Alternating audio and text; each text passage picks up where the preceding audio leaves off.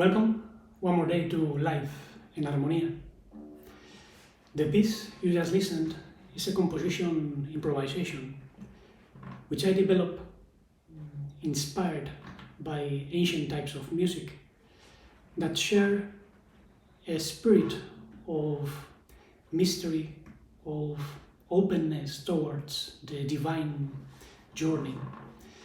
Actually, many people feel inspired by these types of ancient music without knowing why. And you will see they have certain elements which are common to all of them that touch the soul, help our soul be in the path of healing, in the path of fulfillment.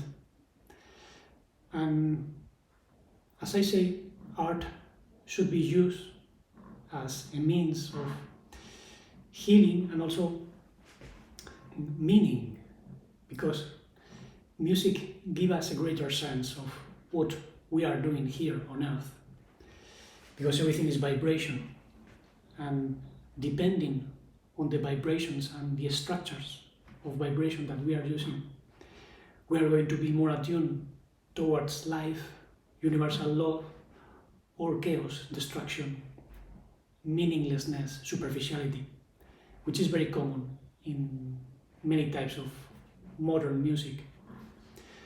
So in this video I will be explaining how to use music as a form of therapy, following the ancestral way of thinking.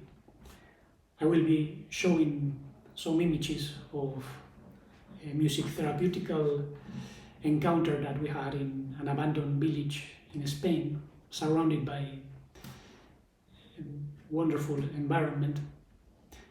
And also I'll be explaining the origin of the foundation related to these types of music, and all with the intention of connecting consciously with that divine spirit that lifts us up from the world of confusion, the world of utter suffering, of density, material density, in which the soul is trapped because of a loss of reference.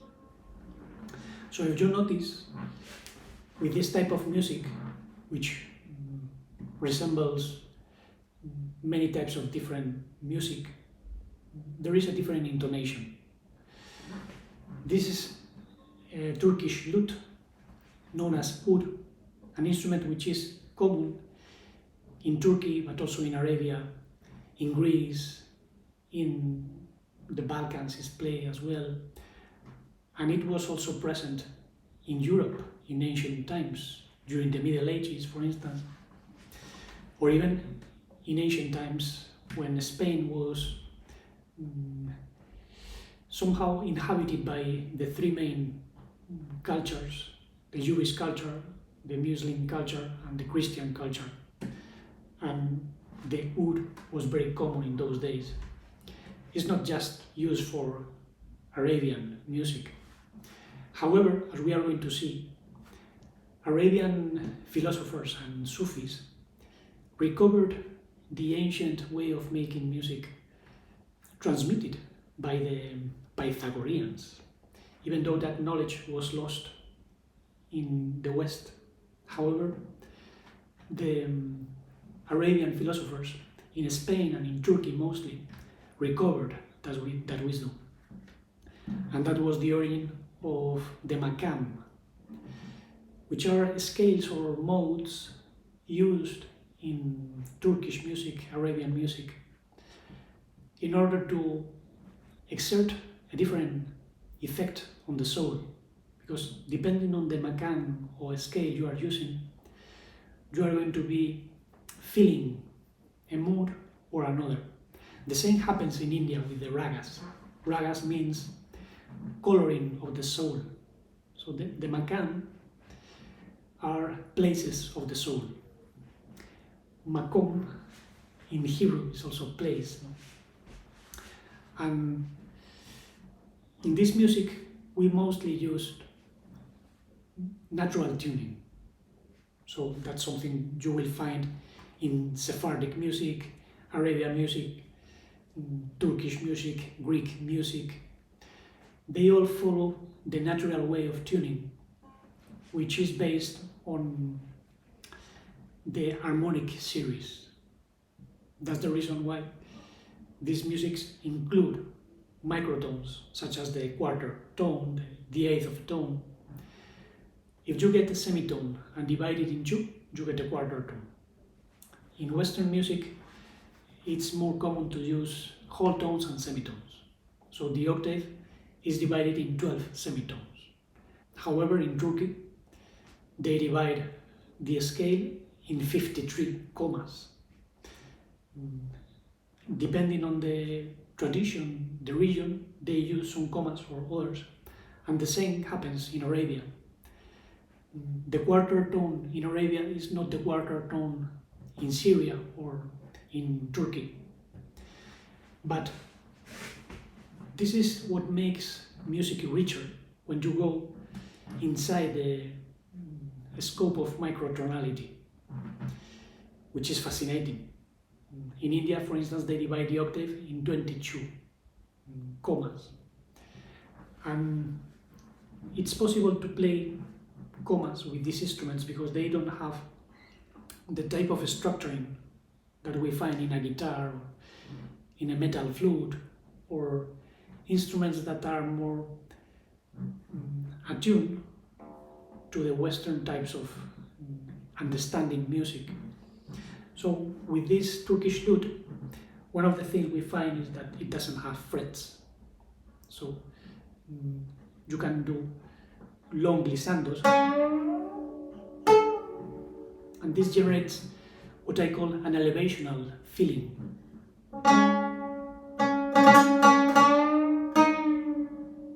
Something you find also in Chinese music or in other types of Oriental music, that understand the soul is elastic. So there is a sympathetic resonance between these sounds and the soul. Then we have, as I said, the microtones, such as the quarter tone, which I play in the initial composition. In particular, the one I use is between E flat and E natural, would be this one.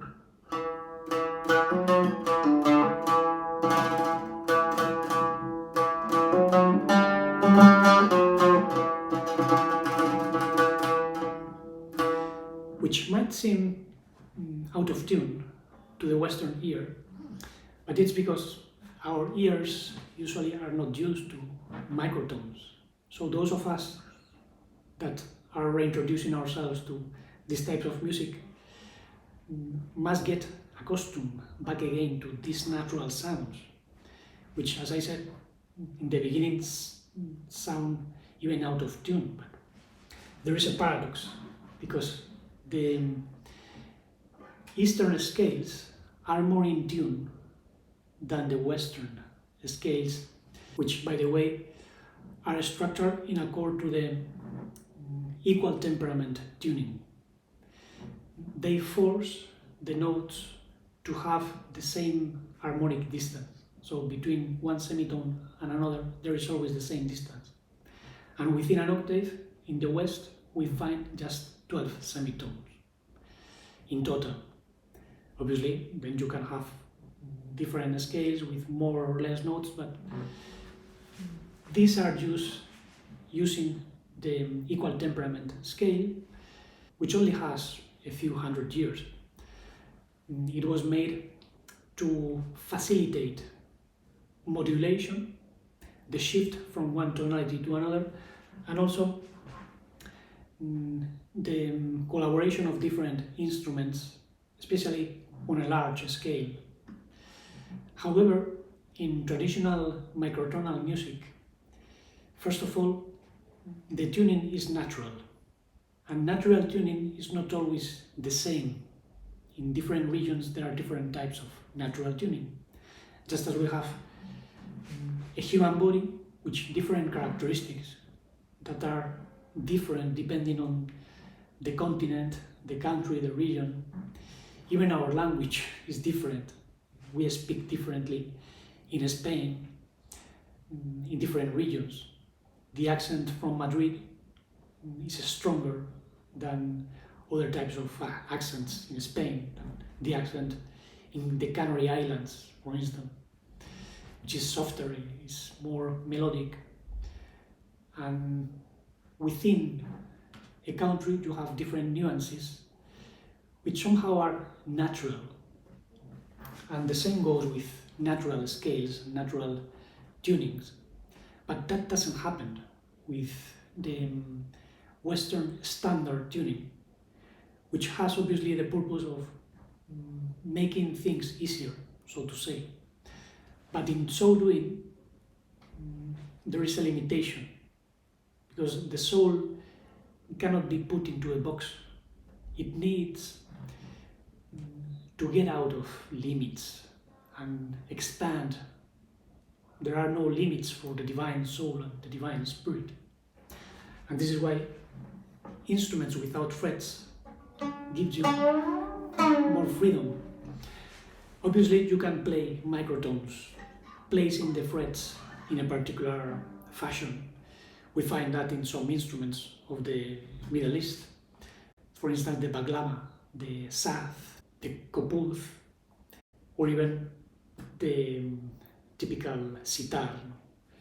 There are many instruments from the East with frets, and even though they give the possibility of microtones, I prefer this freedom of fretless instruments because of the glissandos. I love the glissandos, which can also be made with the bamboo flutes, the ney. I also own a few neys. If you remember, I explained a bit about the ney some weeks ago, and I will be playing more music with the ney in future videos, but now I would like to give you an overview. And as I said, I'm exploring the world of ancestral music therapy because it's part of my passion.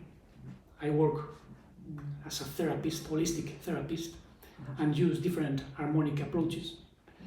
In personal consultations, I can be using harmonic analysis of the soul of the person, and even if the situation is appropriate, I can use music, the voice, or an instrument. Sometimes the sessions begin with music to open the heart of the person, because music has the ability to soften the junctures of the soul, which are rigid, and brings warmth to the soul, to the heart, and expands the mind. If you notice, some of the music from the East sometimes is so enigmatic and complex that the mind literally explodes, because you cannot make a full logic sense of many of the things you are listening. In Western music, it's easier because things are more structured, but in the East, there is a fusion of complexity on one hand, but also an inspirational feeling that attune ourselves to that which is beyond the conventional mind, the battered heart and the battered body. We feel an elevation of vibrations, and that is something we explored recently in a music therapy course, in which we were learning the ways of music therapy used by the Turkish tradition, especially Sufi tradition, and it was really inspiring and interesting. This took place in an abandoned village of Spain known as Torronteras in Guadalajara, which is to the north of Madrid, about 3 hours by car. If you are interested in the documentary I made, you can go to the other channel, En Armonía, and switch to English in the subtitles, but I can give you an overview. We were, as I said, in an abandoned village that is owned by a couple of Austrian people, a man and a woman that already have sons, and those sons have sons, and they own the place and rent it for groups that explore the alternative holistic medicine. And there you can have people from the Gurdjieff tradition. Some go and explore the dances of Mr. Gurdjieff or the movements. There was actually an enneagram in the place. It was very curious. I was kind of shocked by it because I also attended meetings from the Gurdjieff Foundation in Ireland and France. Some people love to study the teaching of Mr. Gurdjieff. They attend these sort of places. Now, in this case, I attended a 7-day meeting organized by a Sufi school that transmits the tradition of Gurdjieff, which was a Turkish Sufi psychologist, because he studied psychology and psychiatry, and he carried on a beautiful task, which is recovering the music therapy tradition that was developed in Turkey and also in ancient medieval Spain. There were even hospitals where people were treated with a type of music that uses the makam, the modes, in a scientific way. This is not mambo jumbo. This is a well scientifically and philosophically founded system of using music for specific ailments and diseases. And the beautiful thing about it is that the Sufi teachers and Arabian philosophers were so open that they learned many of these wisdom traditions from the lost elements that came from the West, from Pythagoras. Pythagoras opened a school of music and inner development in Magna Greece, as you know.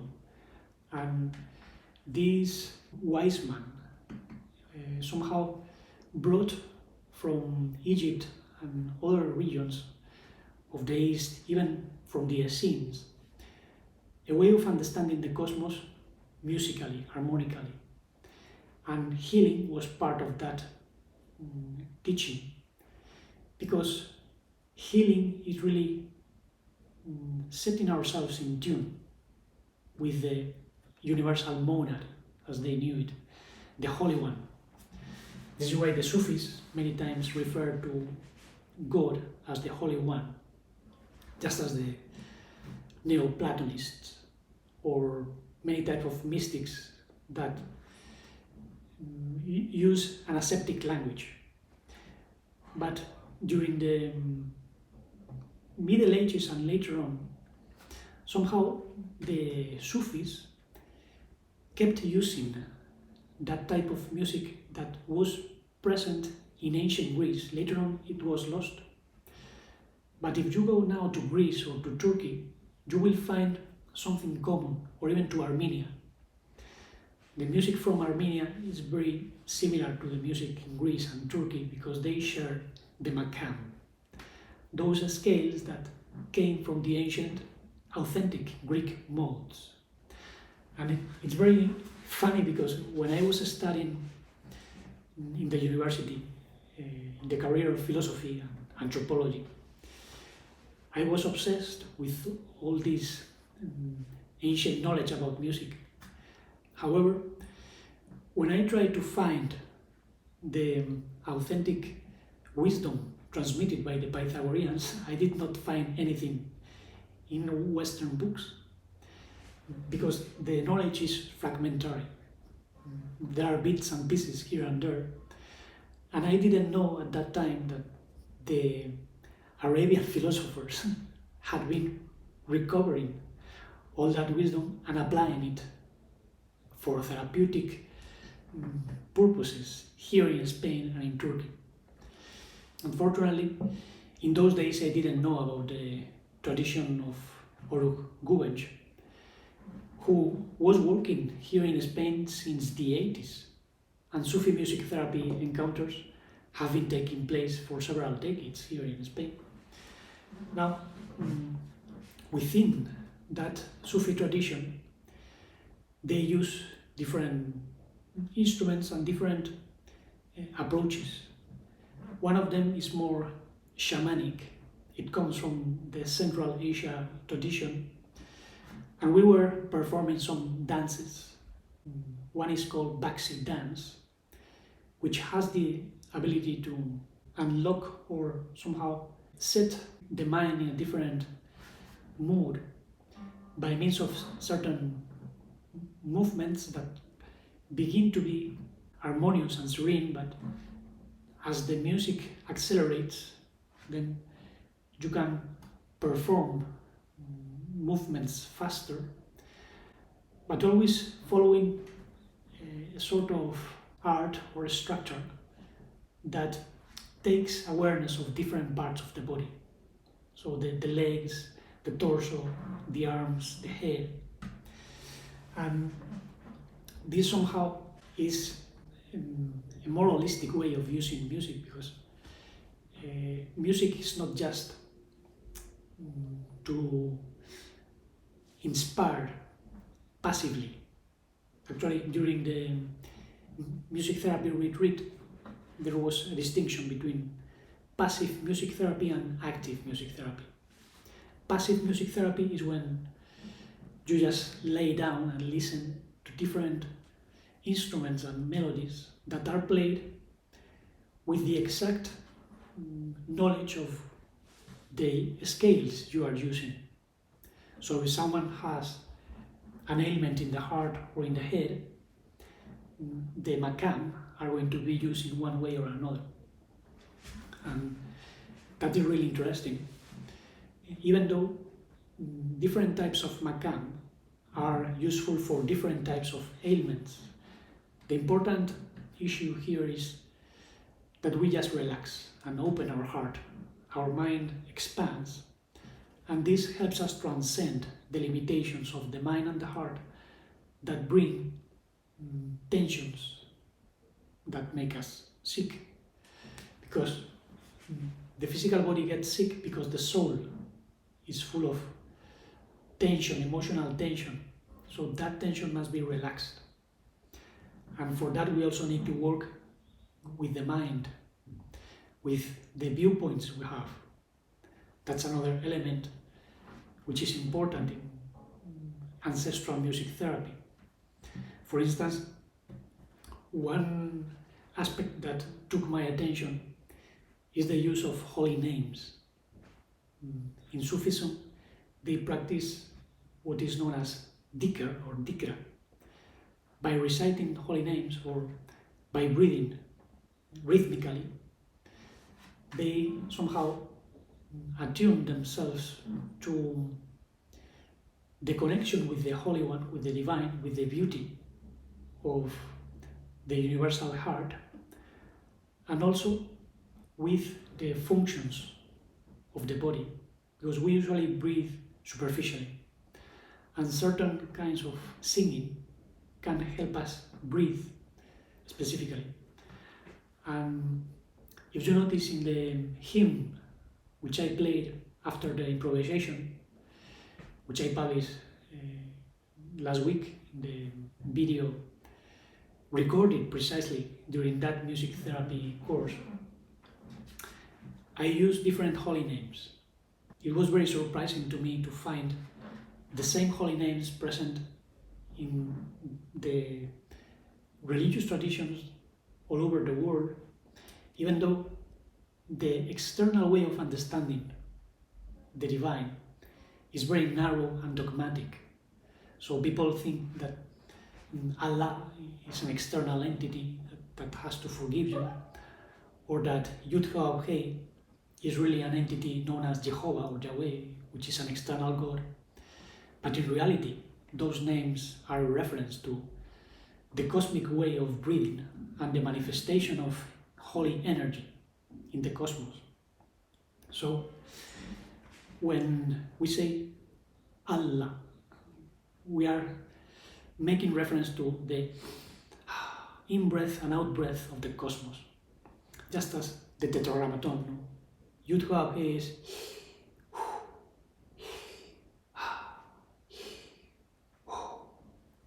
if you notice, there are also vowels. In those vowels, there is an harmonia. Because as I demonstrated, by pronouncing vowels in a certain way, we can take the harmonics.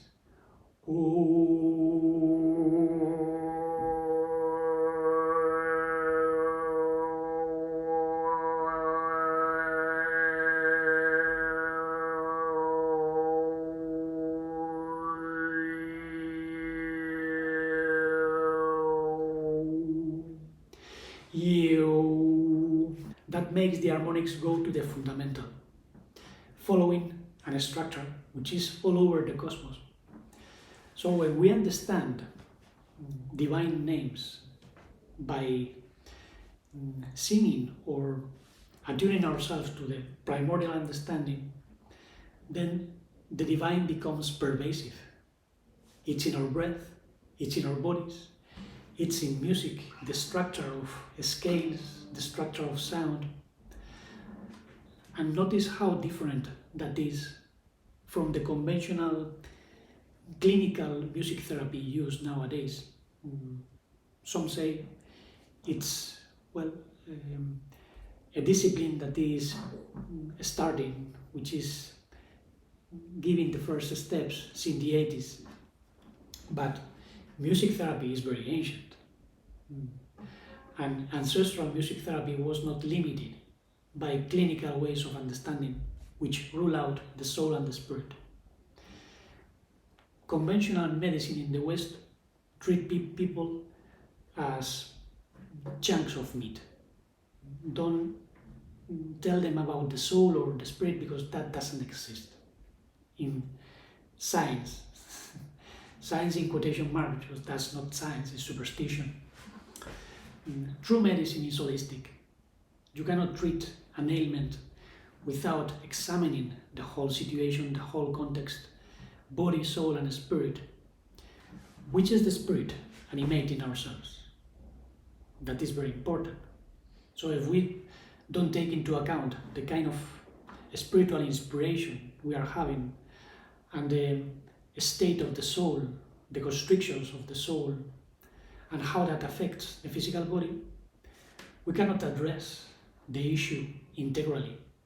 We can put patches, which are partial solutions that in the end don't work. Conventional medicine might be very good for certain things. If you fall and break your arm, they can perform an operation and put bones into place, things like that. But with more complex situations, ailments, diseases, the approach should be more harmonic, integral. And music should have a place in that. And actually, it has a place. Because as I say, it expands our mind, our heart. And as Rumi said in one of his famous phrases, you are not a drop of the ocean. You are the ocean in a drop. Don't be sad, because the whole universe is inside you. So music has the ability to open our mind and our heart and receive the wholeness, the fullness that is making us in tune with the healing of the cosmos, the wholeness. Wholeness and healing go hand in hand. And microtonality is something that can help us feel that subtlety of reality. Actually, many years ago, I heard about the notion of objective music, as it was explained by the master of dances, Mr. Gurdjieff. And he explained that objective music is that music that exerts a mathematical influence, moving us to tears or to healing, and it's because it's based on what he called inner octaves. Well, those inner octaves are the microtones. Microtones such as the quarter tone, which I played in the music of the beginning.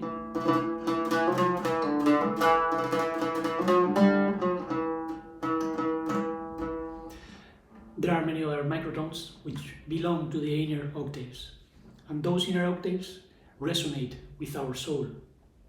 Gurdjieff even said that objective music is very often based on one note barely modified. I can modify the note slightly and generate a fluctuation in sound and in the soul. And I think that was what Gurdjieff was implying by saying that objective music in ancient times was based on the inner octaves, micro modifications that exert an influence on the heart. And they attune ourselves with our true being. This is also related to the teachings of Master Ishu. He said, if your eye is whole, single, your body will be filled with light. Now that eye is the vision that you have, the vision of the mind, the heart, and that has to do with the spirit which is operating in ourselves. There can be a spirit of death, a spirit of squandering energy, or a spirit of unification, of life. When Master Ishu said, I will send you the helper from the Father, the Holy Spirit, and even the Spirit of Truth, he was referring to that inspiration from our true being, our true self, which comes to lift us up, to elevate the soul, to elevate our senses even, and break the psychological prison that keeps us trapped. So if we have that spirit of life inside, operating in command, we can be in the way of healing, in the way of fulfilling our true purpose. But if we are inspired by the spirit of the serpent, which is the spirit that moves us to the passions of the physical world, to meaninglessness, to confusion, to squandering vitality, well, we are lost. That's the reason why modern society is completely out of tune and out of meaning, out of the ways of wholeness, is experiencing many types of diseases and ailments that even doctors don't know how to explain. But in ancient times, they were addressed by realizing that most of the answers come from within. And if the soul is sick, obviously the body is going to be sick in many ways. And we must address the soul and the spirit that we have in order to be more in tune with the way of healing. So music can help us greatly in that regard. And one of the elements used in ancestral music therapy is dance. If you notice, in ancient times, many traditions dance in circle. You find that in the Celtic tradition, for instance. Even nowadays, you go to the north part of France, to La Bretagne, and there you will find circular type of dances. And even the Sufis have the tradition from Mevlana Rumi, because he was the one that introduced that type of whirling dance into Sufism. And he was obviously emulating the whole cosmos, because everything moves in circles. And we met a man that dresses like a dervish and dances like a dervish in the meeting in that village.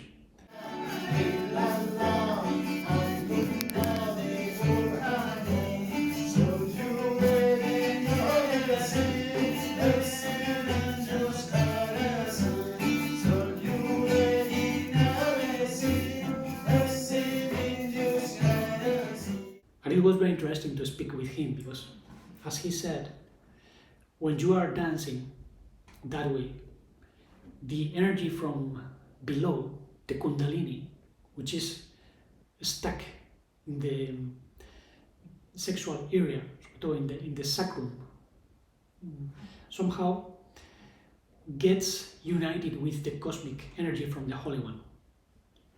And that union from the divine energy and the energy from below generates a sort of expanded energy.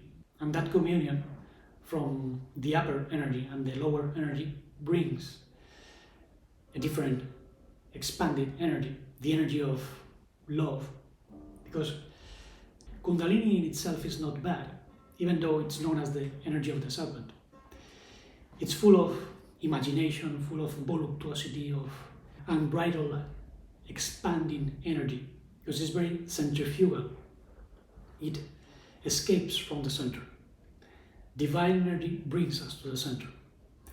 Now, when we attune that vital energy to the divine energy, then we have two movements, centrifugal and centripetal.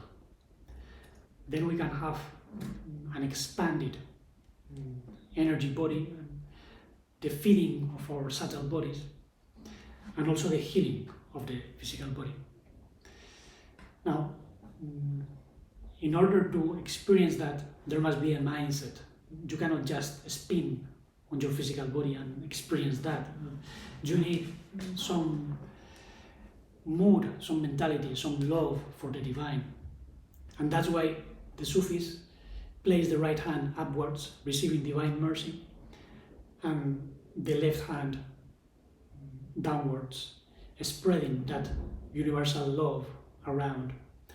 And they also turn the head in sign of humility with a particular way of spinning. They spin on the tip of one foot, the left foot, but the right foot is leading. So there is an axis of a spin. And that dance is not completely free. It follows a rhythm. The musicians which are playing are marking the rhythm, and the spinning dervishes follow that rhythm, because we have to follow the cosmic rhythm and be aligned with the cosmic central axis. So this is not a religious way of understanding things. When we attune ourselves to the whole cosmos, we leave external religion aside. Differences between Muslims, Christians, Jews, Hindus disappear. Even Rumi has a shattering poem where he says, "I'm not Muslim, I'm not Sufi, I'm not Christian, I'm not Jewish. I belong to the beloved. I am in the place beyond places. I don't have a soul, I don't have a spirit. I belong to the beloved." He shatters completely the barriers of culture. Because when we touch the truth and when we are touched by the love of the Holy One, there are no differences, there are no barriers.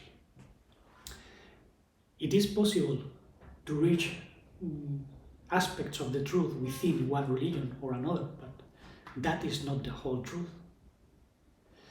The whole truth has nothing to do with conventional names. As I said, the word issue, Yeshua, Isa, as they say in the Muslim world, has a meaning, which is salvation through life. So, issue is not an external Messiah that existed 2000 years ago and claimed to be God.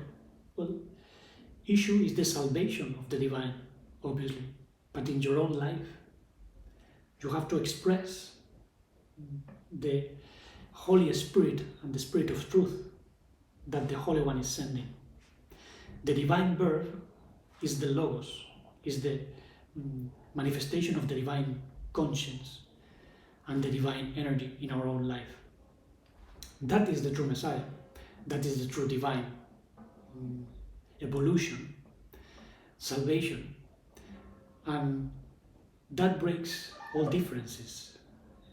You can be hearing the name of Allah and think of an external God. But if you understand, it is a reference to the cosmic breath, the in and out expression of that which is beyond words. Something changes. The same goes for the divine name Hu. The Sufis refer to the divine as Hu, which means he, she, it is something beyond genders. And I was surprised to find that is even in other traditions. Obviously, in Hebrew, Baruch Hu, blessed be he, is how many Jewish and Hebrew mystics address the Holy One. But Baruch Hu lives in us. Hu is an expression of the divine breath, like the divine tetragrammaton. And we are constantly pronouncing it by breathing. If you notice, it's everywhere. And that is pure music. The pure words of the cosmos are being recited in our heart, in our cells. The great sages said that the true holy book is the whole universe. There is no whole truth in the written books of human traditions. There are glimpses, fragments of truths in words, but words are misinterpreted, and they have generated wars and confusions, always. Therefore, we have to go beyond words. And obviously, some words are incredibly inspiring. I have been publishing phrases of Rumi that touch my heart deeply, and I am going to be publishing them in branches, as I say, because when you read one after another, you experience a wave of enlightenment. If you are attuned to the Holy One, if you just have in mind it's a poem, well, it's one more poem, but if you feel is the way the truth is being unfolded through the heart, then you will find yourself mirrored in all that truth. And there are phrases of Rumi which are amazing. He also said, allow yourself to be silently drawn by the stronger pull of that you really love. Close your eyes and fall in love. Because we fall in love with our true being, our true life energy. And that's how we overcome the passions of the serpent, which are in the physical body and in the energy body. Even Master Ishu said, as the serpent was lifted up in the desert by Moses, so shall be the son of Adam be lifted in the end of days. Well, we are the sons of Adam. We descend from the first humanity that came to elevate the earth, but that fell. They were humans with a divine intellect, an angelic intellect, but they became entangled with the passions of the physical world. And all the animals that live within us took control of the human soul. So the energy of the serpent, the spirit of the serpent, which was infused through the tree of knowledge of good and deficient, is too strong that must be neutralized. And how we neutralize that spirit? With a greater inspiration, which pull us up. It's not a question of making titanic efforts, as in some spiritual traditions. No, it's an effortless falling in love. And that requires specific type of attention, of consciousness, of listening to the voice of conscience, giving opportunity to the holy ways of bringing harmony. Because if we try to bring harmony by using rigid methods or by getting away, running away from what we find as painful, we make things worse. Pain is not bad. The true lover is the one that endures pain, Rumi said. And pain can be sublimated. We can have pain, but beyond unnecessary suffering. Obviously, we are going to suffer in a world which is full of poverty, war, misunderstanding, isolation. But by crossing darkness, we find light. By feeling unease, we can also find a way to ease all that suffering. But we have to be patient and put our attention in true life. Life flows where your attention goes. This is another phrase by Rumi. Rumi sometimes recited these words as he was spinning, whirling. He was the founder of the Mevlevi, the Sufi order where whirling dance is typical. And his followers jotted down those inspired phrases. He didn't write poems as many poets nowadays. He just expressed spontaneously the words of his heart. And this is why some of us are trying to live back again, even using ancient instruments. In the music therapy retreat, we use not only the oud, but the Turkish harp, rebab, which is the grandfather of the violin, drums. Instruments are part of our healing journey because we can understand reality by becoming friends with these wonderful instruments like the ney. Other day I will show melodies with the ney. And this relation with an instrument can also teach us how to relate with the physical body, because that is an instrument. We are channels of energy, but the energy we channel will make a difference. What are we channeling? The energy of the serpent, full of confusion, imagination, search for pleasure, which ends up in a void, or we fall in love with something greater, with some wholeness that can even endure pain and go through darkness to find wholeness. That is the key in ancestral harmonic music therapy. So for now, I think it's enough information. Thank you very much for listening.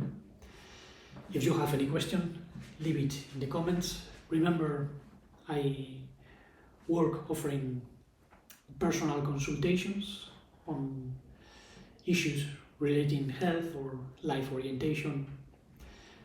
I also offer music therapy sessions, inspirational concerts, insightful music therapy sessions, and also can teach. I have several modules of holistic therapy using different types of harmonic approaches, even instruments. It depends on the person. I can adapt to different situations. Remember, I have another channel where I publish recently a documentary on the retreat in Torronteras, and another channel known as Vital en Armonía. Then I have the web, Vital en Armonía, where you can find more information, and also the blog, which started in 2008, precisely with the idea of an insightful music approach to finding our way. And that's why I call it the music of wisdom. Then I use also the title of Song of Reality, because we are finding the song of reality, the true song of our lives. Therefore, let's keep allowing ourselves, as Rumi said, being silently drawn by the stronger pull of that we really love. polishing the mirror of the heart, cleaning the mind, so we can express the love without limits, life without fragmentation, integral conscience, and deep, blissful serenity.